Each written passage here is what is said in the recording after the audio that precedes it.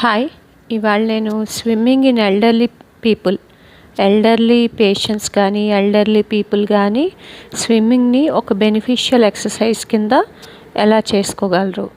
If elderly people have access to swimming pool or they have bath tubs at home, water relaxation can be used purposefully either with warm water or cold water, but too much cold water or too much hot water should not be used.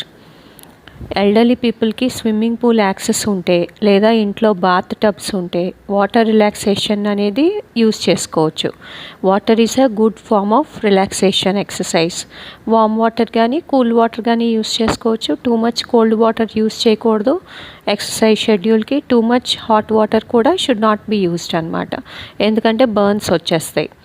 Moderate warm water లేకపోతే cold water temperature check చేసుకొని water రిలాక్సేషన్కి use చేసుకోవచ్చు.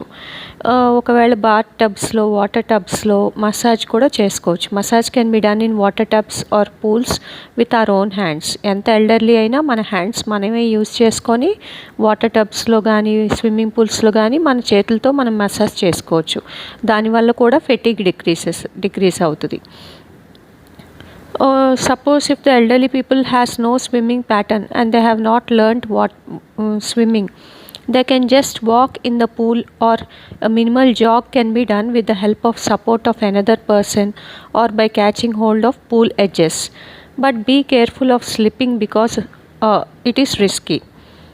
So ఒకవేళ elderly పీపుల్కి swimming రాదు, ఒకవేళ వాళ్ళు swimming చేయలేరు, అప్పుడు they can just walk in the పూల్లో స్విమ్మింగ్ పూల్లో జస్ట్ అటు ఇటు నడవచ్చు.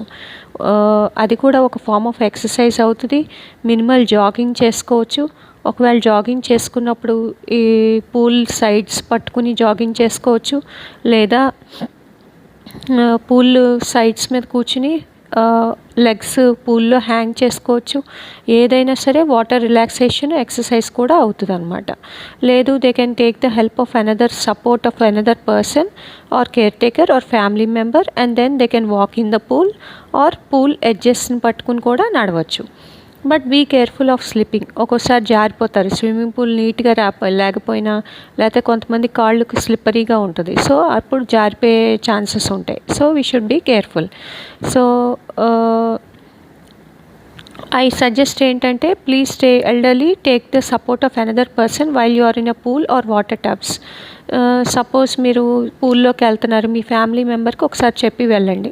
మీ ఫ్యామిలీ మెంబర్ వాచ్ చేసుకుంటూ ఉంటారు. మీరు పూల్లోకి వెళ్ళారు, ఏం చేస్తున్నారు ఏంటి, మధ్య మధ్యలో వచ్చి చూసుకోవడం, లేకపోతే అక్కడ కూర్చొని చూసుకోవడం. కాసేపు మీరు ఒక 10 to